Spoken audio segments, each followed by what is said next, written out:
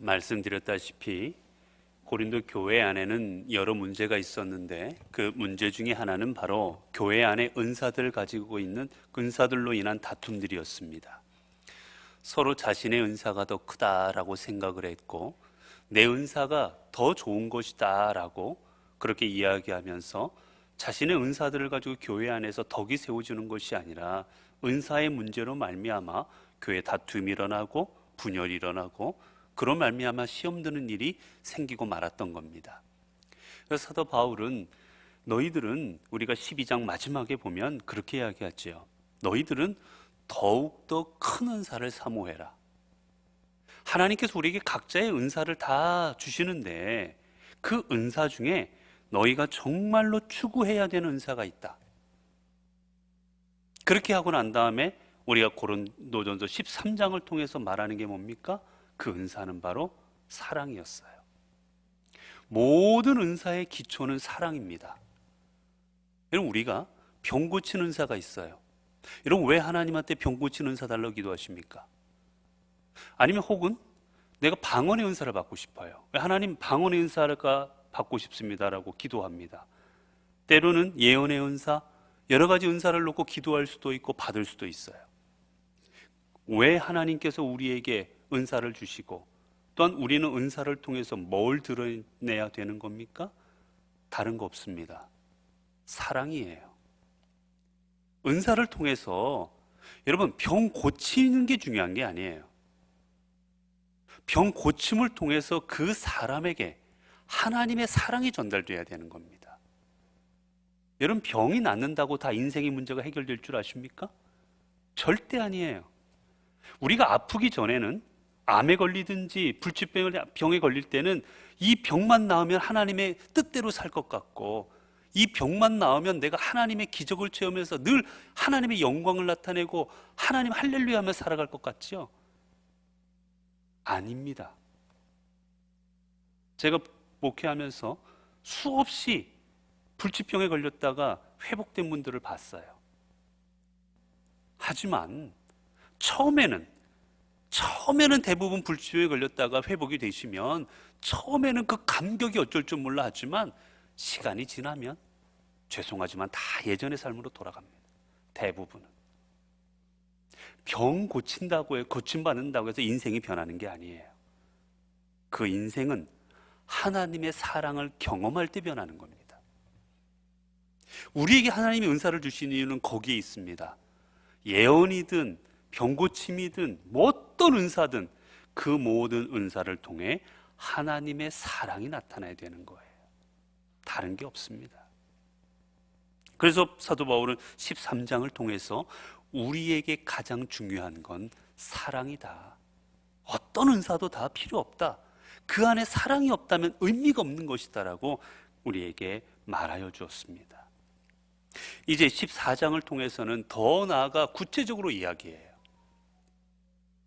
고린도 교인들은 교회 안에 여러 은사들이 많이 나타났습니다. 초대교회 많은 은사들이 나타났는데 그 초대교회 고린도 교인들이 가장 선호했던 은사가 있어요. 우리도 뭐 하다 보면 사람들이 선호하는 게 있잖아요. 그렇죠? 어디 뭐 봉사할 때도 마찬가지고 어디를 갈 때도 마찬가지고 사람들이 선호하는 게 있습니다. 고린도 교인들이 가장 선호했던 은사가 있습니다. 여러 은사들 중에 그게 뭐였냐면 방언의 은사예요. 그리고 많은 사람들이 여러 은사들 중에 방언의 은사가 가장 귀하고 가장 크다라고 생각했습니다.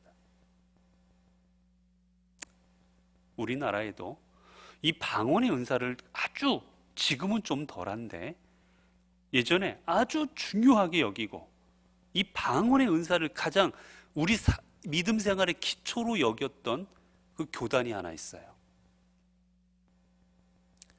그 교단에서 운영하는 그 기도원에서는 그랬어요.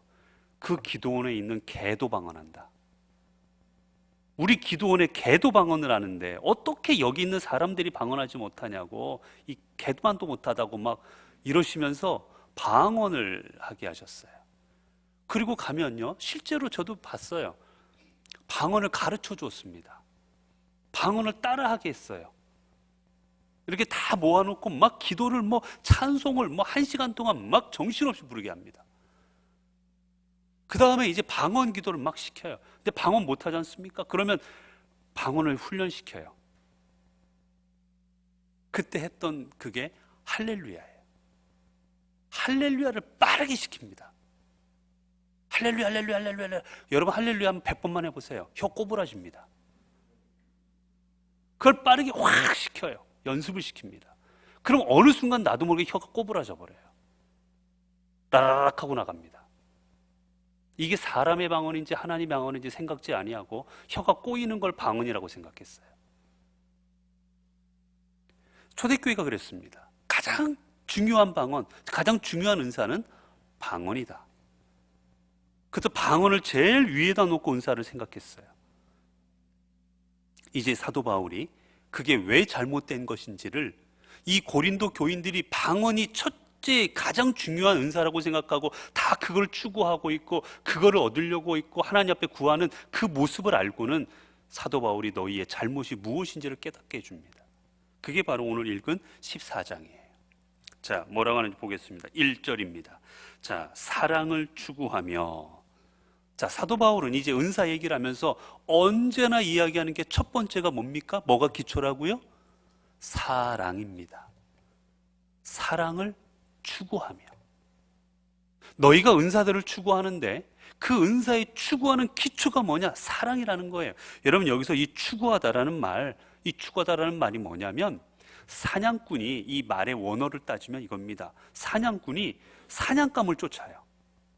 여러분 사냥꾼이 사냥감을 쫓을 때 어떻게 쫓겠습니까? 보고 저기 여기 사슴 있다.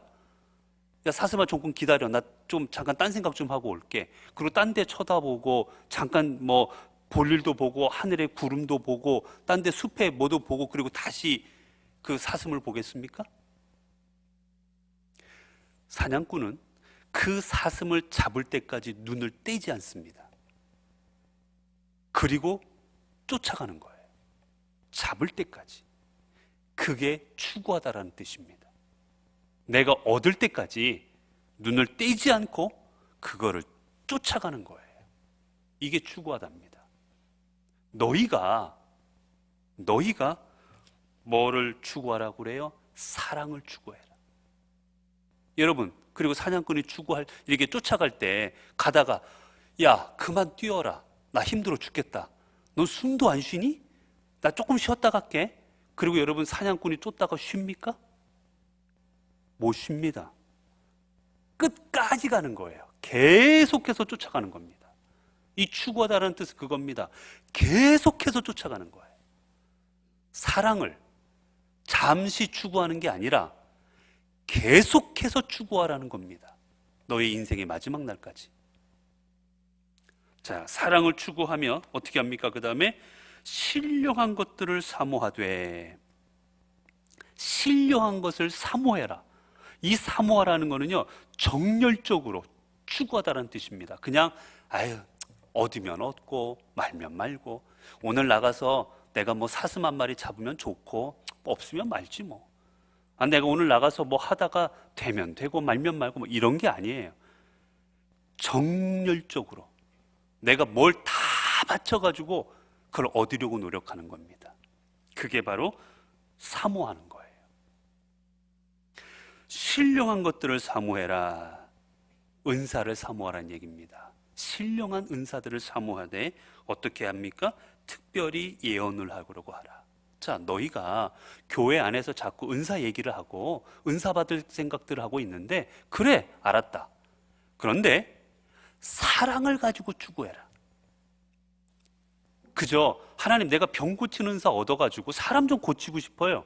제가 손 얹는 데마다 사람이 나오면 얼마나 좋겠습니까? 하나님 저 병 고치는 은사 좀 주세요. 하나님 제 예언도 좀 하고 싶은데요. 이런 게 아니라 너희가 그 모든 것을 얻으려고 할 때는 사랑을 가지고, 하나님 우리가 사랑하는 저 교우가 아픕니다. 저 교우가 너무나 고통스러워합니다.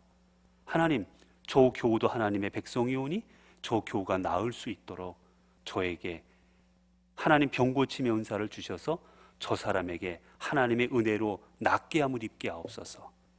저 사람이 회복된 은혜가 있게 하옵시고 저 사람에게 하나님의 사랑이 전달되게 해달라고 그 마음을 가지고 추구하라는 거예요. 그리고 추구하는데 너희가 여러 가지를 얻고자 할 수 있다. 그런데 어떡하냐? 특별히 너희는 예언을 하려고 하라. 여러 은사들 중에 너희가 특별히 구할 것은 예언의 은사다. 여러분, 대부분의 고린도 교인들이 뭘 구하고 있다고요? 방언의 은사를 구하고 있었습니다. 첫 번째를 방언으로 봤어요. 그런데 사도 바울은 아니다. 예언을 먼저 생각해라. 예언의 은사를 먼저 받고자 노력해라 라고 말합니다. 왜 그럴까요? 왜 예언 은사를 먼저 받아야 될까요? 다른 은사도 많은데. 2절입니다. 그래서 2절에는 우리의 읽는 본문에는 왜 해석이 없어요. 근데 이게 원어를 보면 가르라는 말이 들어가 있는데 그 뜻이 뭐냐면 왜냐하면이라는 뜻입니다. 그래서 우리말에는 해석을 안 해놨지만 이게 원문을 보면 왜냐하면이라는 말이 들어가 있어요. 즉 너희는 예언의 은사를 사모해라. 왜냐하면, 그리고 2절인 겁니다. 방언을 말하는 자는 사람에게 하지 아니하고 하나님께 하나니 이는 알아듣는 자가 없고 영으로 비밀을 말함이라. 이미 전제가 깔려 있어요. 너희는 첫째가 방언이라고 생각하지? 아니야. 방언이 첫째가 아니라 예언의 은사를 먼저 사모해라. 왜냐하면 너희가 그토록 말하고 있는 방언, 이 방언은 뭐냐? 사람에게 하지 않고 하나님께 하는 거다. 하나님께 영으로 기도하는 거다. 이게 방언의 장점이지요. 우리가 방언을 말하면 하나님과 내 영이 하나님과 영적으로 대화를 합니다. 여러분, 영적으로 대화하는 거니 얼마나 귀한 거예요. 참으로 귀한 거지요. 이게 방언의 장점이에요. 그런데 단점이 있어요. 단점이 뭡니까? 이는 알아듣는 자가 없고 영어를 비밀로 말합니다.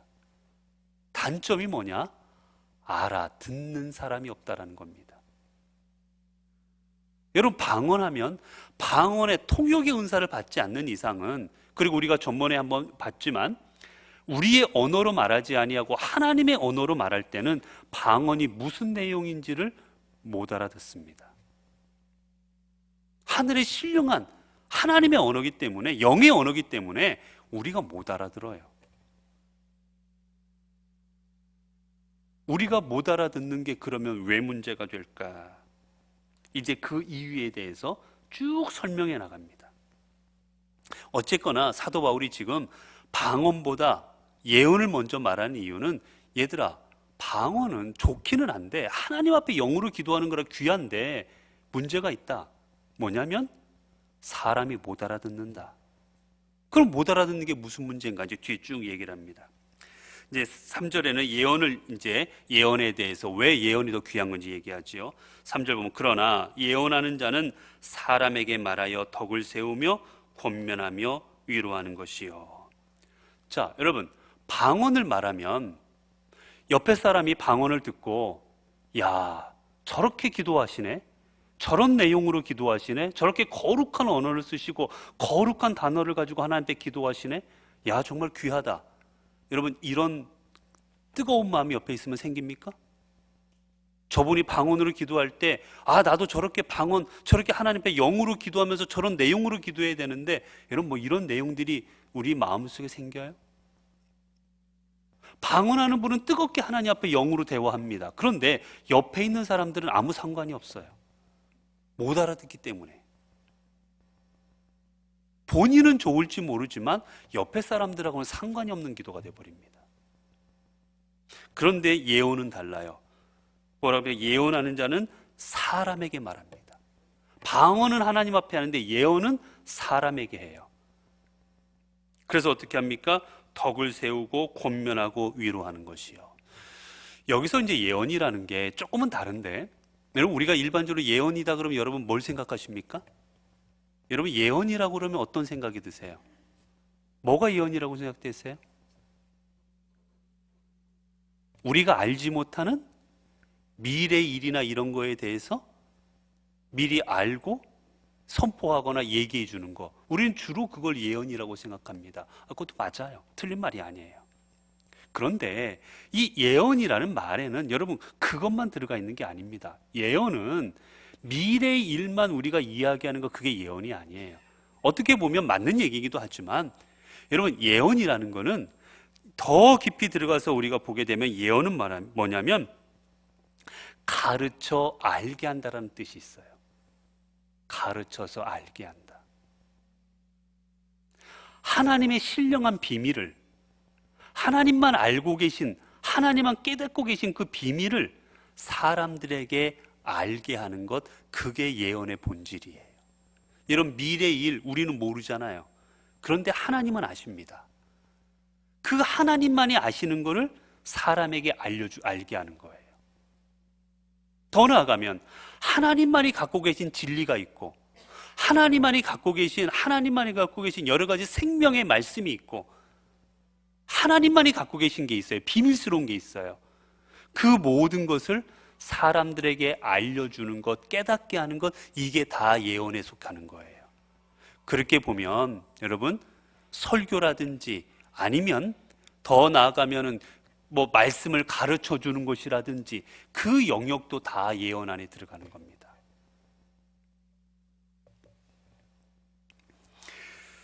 그래서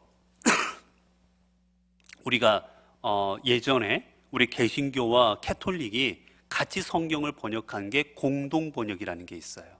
처음에는 같이 쓰려고, 캐톨릭과 우리 기독교가 같이 쓰려고 성경을 같이 번역했는데 결국 우리가 나중에 거부하게 돼서 지금 캐톨릭만 쓰고 있지만, 그 같이 번역한 게 공동 번역입니다. 거기에는 이걸 어떻게 해석했느냐, 이렇게 됐어요. 말씀을 받아 전하는 것이라고 해석했습니다. 이 예언이라는 말을 말씀을 받아 전하는 것이라고 해석해요. 미래에 이를 만한 이런 게 아니라 말씀, 하나님의 말씀을 받아서 내가 사람들에게 전달해 주는 것, 그게 예언의 큰 본질인 겁니다. 그래서 그 예언을 하게 되면 어떤 일들이 벌어집니까? 그 예언 안에 뭐가 들어가요? 오늘 아까 본문에 본 것처럼 덕을 세우고, 사람에게 말해서 덕을 세운다. 여러분, 이 세운다라는 말은 건축한다라는 말입니다. 우리가 집을 지을 때 하나하나 우리가 기둥을 세우고 밑에 기초를 짓고, 기초를 단단히 하고, 그 다음에 기둥을 세우고 벽을 만들고, 그 다음에 위에 지붕 등 점점 이렇게 집을 만들어 가잖아요. 그게 세우다라는 뜻입니다. 즉 예언을 함으로써 어떤 사람, 그 사람이 가지고 있는 믿음, 그 사람이 가지고 있는 그 삶, 그 사람이 갖고 있는 그 인생을 점점 세워나가게 만드는 거예요. 하나님의 말씀을 통해서. 그리고 또 어떻게 합니까? 또 어떤 게 있습니까? 권면하다는 것은 변호해 주다, 깨닫게 해주다, 이런 뜻입니다. 알게 해주고, 권면합니다. 이게 맞는 거고 이건 아닌 거고 알게 해주고요. 그 다음에 위로한다라는 것은 약한 자를 돌보는 겁니다. 약한 자를 도와서 격려해서 힘을 얻게 만드는 것, 그게 위로라는 뜻이에요. 자, 방언은 혼자 하나님 앞에 열심으로 기도합니다. 근데 옆에 사람이 그걸 통해서 위로받지 않아요. 그걸 통해서 그 사람의 믿음이 세워지지 않아요. 그걸 통해서 사람이 어떤 지식을 얻는 것도 아닙니다. 그런데 예언, 하나님의 말씀을 듣게 되면 그 사람의 삶이 세워집니다. 다른 사람들의. 그리고 하나님의 말씀을 들으면 다른 사람들이 그 말씀을 통해서 위로받습니다. 그리고 하나님의 말씀을 들으면 그 말씀을 통해서 우리가 뭐가 잘못했구나, 내가 하나님의 교훈의 말씀을 깨닫게 됩니다. 이런 여러 가지 좋은, 다른 사람에게 좋은 영향력을 끼치는 게 예언이다. 그렇기 때문에 너희들은 예언을 사모해라 라고 말하는 겁니다. 계속해서 더 이제 구체적으로 이야기를 합니다. 우리가 4절을 보면 방언을 말하는 자는 자기의 덕을 세우고 예언하는 자는 교회의 덕을 세우나니. 그렇죠? 방언을 통해서는 자기 자신의 믿음이 큽니다. 하나님과 영적으로 대화하면서 내 믿음이 커나가요. 그러나 여러분, 내가 예언한다고 해서 내 믿음이 커지겠습니까? 듣는 사람들이 커지잖아요. 그러니까 교회의 덕이 된다라는 겁니다. 자, 그 다음에 5절입니다. 나는 너희가 다 방언 말하기를 원하나. 여러분, 이렇게까지 보게 되면 사람들이 사도 바울은 방언을 안 좋아하는구나. 사도 바울은 방언을 예언보다 못하다고 생각하는구나. 방언 별로 안 좋아하나 보다. 그렇게 생각합니다. 여러분, 그런 때들이 있지 않습니까? 우리가 뭘 할 때 이거는 이렇게 하는 게 좋은 겁니다. 그럼 우리는 오해할 때들이 있어요. 저 사람은 저런 거 안 좋아하는구나. 그게 아니라 어떤 게 옳은 것인지를 지금 사도 바울은 가르쳐주고 있는 장면인 거예요. 그런데 사람들이 방언보다 예언을 더 사모하라고 하니까 그럼 방언은 안 좋은 거야? 방언은 나쁜 건가 보네? 별로 안 좋은가 보네? 라고 생각할까 봐 사도 바울이 다시 한번 명확하게 얘기해 줍니다. 나는 아니다. 너희가 방언하는 거 난 좋다. 방언 말하는 거 그것도 괜찮은 거라고. 나쁜 거 아니라고 얘기를 해줍니다. 그러면서 그러나 특별히 예언하기를 원하노라. 방언이 나쁘고 그런 차원이 아니라 방언도 좋고 모든 은사가 좋아. 다 좋은 거다. 근데 특별히 더 예언하는 것을 사모하라는 뜻이다 라는 뜻입니다. 이제 계속해서 이야기를 해나가요. 만일 방언을 말하는 자가 통역하여 교회의 덕을 세우지 아니하면 예언하는 자만 못하니라. 앞에서 설명했습니다. 방언은 나만 하나님과의 대화하는 거기 때문에 다른 사람들에게 교회의 덕을 세울 수가 없다라는 거예요. 그러니 예언을 사모해라는 겁니다. 6절입니다. 그런즉 형제들아 내가 너희에게 나아가서 방언으로 말하고 계시나 지식이나 예언이나 가르치는 것으로 말하지 아니하면 너희에게 무엇이 유익하리요? 이제 구체적인 예를 들어줍니다. 고린도 교인들에게 말해요. 자, 고린도 교인들아, 내가 너희를 가르쳤다. 내가 몇 년 동안에 너희를 가르쳤는데, 자, 생각해봐라. 내가 만약에 사람의 언어로 너희를 가르치지 아니하고 내가 방언으로 너희를 가르쳤다면 너희가 알아들었겠느냐? 이 말입니다. 내가 방언으로 너희에게 모든 것을 가르쳐 주었다면 너희가 깨달았겠냐는 거예요. 그런 게 아니라는 거죠. 너희가 아무것도 유익이 알아듣지를 못했을 테니까 유익이 없다라는 겁니다. 여러분 그냥 방언 생각 안 해요. 그렇잖아요. 여러분 우리 가끔 예를 들어 영화나 이런 거 보십시오. 영화나 우리가 이런 거 볼 때 외국 말이 나올 때 있잖아요. 영어든 불란서어든 독일어든 외국 말이 나옵니다. 근데 내가 못 알아듣는 언어로 나오면 여러분 그거 들을 때 이해가 되세요? 장면만 보면 서로 사랑하는구나. 아이고 저 사람들이 싸우는구나. 대충은 가도 무슨 내용인지는 모르잖아요. 제가 아시는 어떤 분은 그래서 영어로 말하면 꼭 욕 듣는 기분이라고, 저놈이 나한테 욕을 하나 이런 것 같다라는 말을 하시는 분도 제가 들어본 적이 있어요. 여러분 우리가 못 알아듣는 언어를 들으면 아무런 유익이 없습니다. 내용을 알아야 되는 거죠. 그 얘기를 구체적으로 해주는 겁니다. 그래서 더 구체적으로 또 설명을 해요. 7절이에요. 혹 필이나 검은 거와 같이 생명 없는 것이 소리를 낼 때 그 음의 분별을 나타내지 아니하면 필이 부는 것인지 검은 고 타는 것인지 어찌 알게 되리요? 자, 악기를 연주한다. 자, 바이올린이 있고 우리 교회에도 바이올린 연주하시는 분이 있고 첼로 연주하시는 분이 있어요. 자, 그런데 바이올린은 바이올린의 음을 내야 돼요. 첼로는 첼로의 음을 내야 됩니다. 자기 올바른 음을 내야 돼요. 그런데 올바르면 낑낑 깽깽 엉뚱한 소리들만 내고 앉아있다. 그러면 여러분 그 악기가 의미가 있어요? 무슨 소리 내는 게 의미가 있습니까? 앞에서 보았지만 울리는 꽹과리밖에 되질 않는 거예요. 우리에게 뭐가 됩니까? 소음밖에 되지 않는 거예요. 음을 정확하게 내서 도미솔 정확하게 음표에 내도 그 악기의 소리를 내줄 때 우리가 듣고 야 아름답구나, 귀하구나, 저 바이올린이 저렇게 연주가 됐구나, 우리가 감동을 얻는 거지. 엉뚱한 소리 내고 낑낑깽깽만 하게 되면 그 소음밖에 우리가 안 되는 거죠. 알아듣게 해야 된다라는 거예요. 자, 8절입니다. 만일 나팔이 분명하지 못한 소리를 내면 누가 전투를 준비하리요? 여러분 지금은 우리가 무전기나 이런 걸 통해서 전진, 뭐 후퇴, 뭐 가지마, 뭘 가져와라고 하지만 여러분 옛날에는 수천 명, 수만 명이 전투할 때 여러분 예전에는 무전기 같은 게 없었습니다. 그러면 전쟁을 하는데 야, 안 되겠다, 야 돌아가, 뒤로 후퇴 하는데 야 후퇴 소리 지른다고 소리가 들리겠어요? 지금 뭐 창끼리 부딪히고 있고 중내산에 뭐 비명소리가 들리고 있는데 야 후퇴 그런다고 그 소리가 저 앞에까지 들리겠습니까? 안 들려요. 그래서 그때 사용했던 게 나팔입니다. 나팔을 불어서 전진 아니면 후퇴 명령을 내렸어요. 왜? 소리가 멀리 나가지 않습니까? 그런데 만약에 나팔이 엉뚱한 소리를 내서 막 엉뚱한 소리를 내기 시작하면 자기 음을 안 내면 듣는 사람이 야 저거 지금 전진하라는 거냐 후퇴하라는 거냐 도대체 어떻게 하라는 거야? 여러분 그러면 그 소리를 내도 아무 의미가 없다라는 겁니다. 알아들어야 된다라는 거예요. 그러니까 계속 똑같은 얘기입니다. 방언은 알아듣지 못하기에 다른 사람에겐 소용없다. 너무 그거 사모하지 마라. 그것도 귀한 거지만. 자, 9절입니다.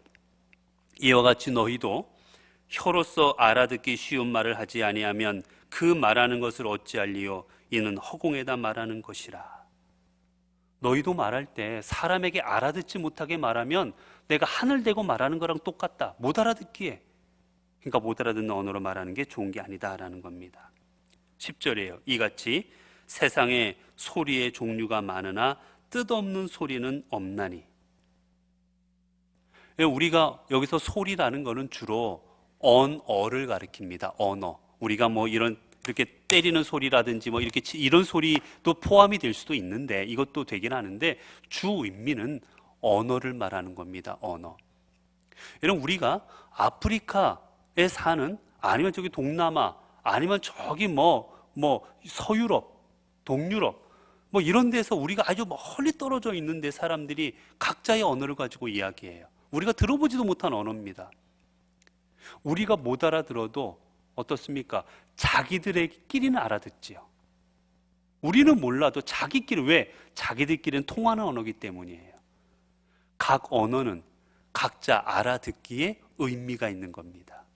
아무리 우리는 몰라도. 자, 그래서 아무리 우리가 보기에는 야 저것도 말인가?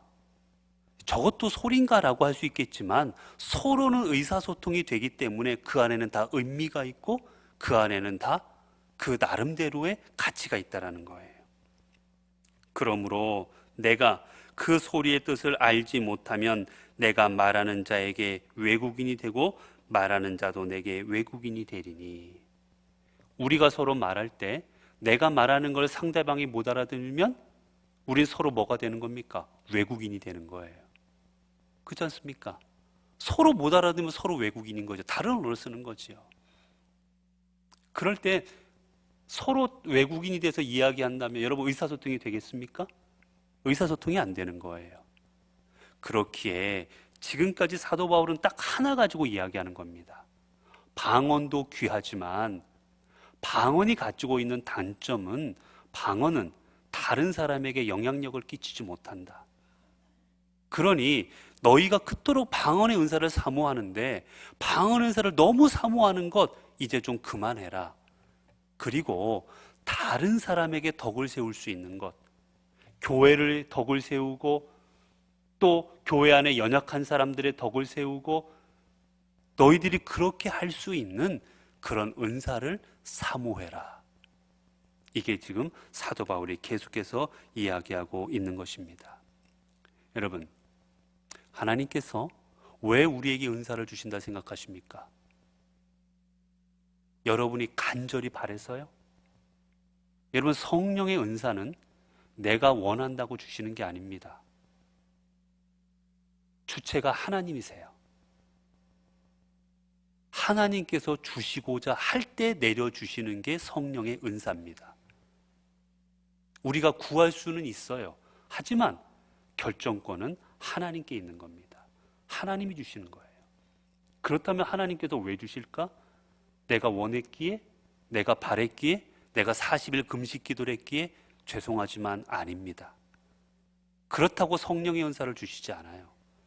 성령의 은사는 우리의 믿음을 세우고 우리의 믿음을 통해서 다른 사람들에게 덕이 되고 교회를 세우고 하나님의 나라 확장을 위해서 하나님께서 주시는 겁니다.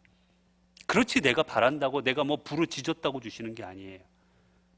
결론은 하나님께서 은사를 주시는 목적은 다른 사람들과 교회를 세우라는 이유입니다. 그게 목적입니다. 그렇게 여러분께서 하나님의 은혜 가운데 살아가고 계시다면, 그리고 하나님께서 내게 은사를 주시고 은혜를 주셨다면 여러분 다른 거 없습니다. 이제 여러분이 하셔야 될 일은 여러분을 통해서 다른 사람들을 세워나가는 겁니다. 여러분에게 주신 은사를 사용해서 다른 사람들에게 하나님의 사랑이 전달되어서 다른 사람들이 그 연약했고 넘어졌고 그리고 아파하는 그 믿음들이 세워지게 만드는 것, 그게 오늘 우리가 해야 될 일입니다. 우리가 그렇게 해 나갈 때 하나님께서 초대교회의 역사하셨듯 우리의 삶에 역사해 주셔서 여러분과 여러분의 가정과 우리의 교회를 하나님의 위대한 교회로, 하나님의 사람으로 세워주실 것입니다. 기도하겠습니다. 은혜로우신 하나님께서는 저희로 하여금 하나님을 믿게 하셨고, 그리고 각자 저희들에게 하나님의 은사를 주셔서 그 은사를 가지고 하나님을 섬기게 하여 주셨습니다. 우리는 때로 내가 금식하고 기도했기에, 내가 간절히 원했기에 하나님께서 은사를 주셨다고 생각하지만, 하나님 그 모습을 보시고 모든 것을 판단하시고 결정하신 분은 하나님이십니다. 하나님께서 우리에게 은사를 주신 목적은 그저 우리가 원한다고 해서 주신 것이 아니라 우리의 삶을 통해, 우리의 믿음을 통해 우리들이 세워지고 더 나아가 우리의 가족과 우리의 이웃들과 이 교회와 이 사회가 세워지기 위한 마음으로 이 땅에 하나님 나라를 이루어 가시고자 하는 그 마음으로 우리에게 은사를 주신 줄로 믿습니다. 하나님, 우리에게 주신 은사를 이제 하나님, 우리 이웃들을 위하여, 하나님의 사랑하는 백성들을 위하여 저희들이 온전히 사용할 수 있는 저희들 되게 하옵소서. 무엇보다 우리들이 은사를 통해 하나님의 사랑이 나타나기를 원합니다. 내가 방언을 하든 예언을 하든 병 고치는 은사가 있든 통역하는 은사가 있든 어떤 은사가 있든 그 은사를 통하여 하나님의 사랑이 전달되게 하시고 그 하나님의 사랑을 통해 우리와 가정과 사회와 이 교회가 세워지게 하여 주옵소서. 우리 주 예수 그리스도 이름으로 기도드리옵나이다. 아멘.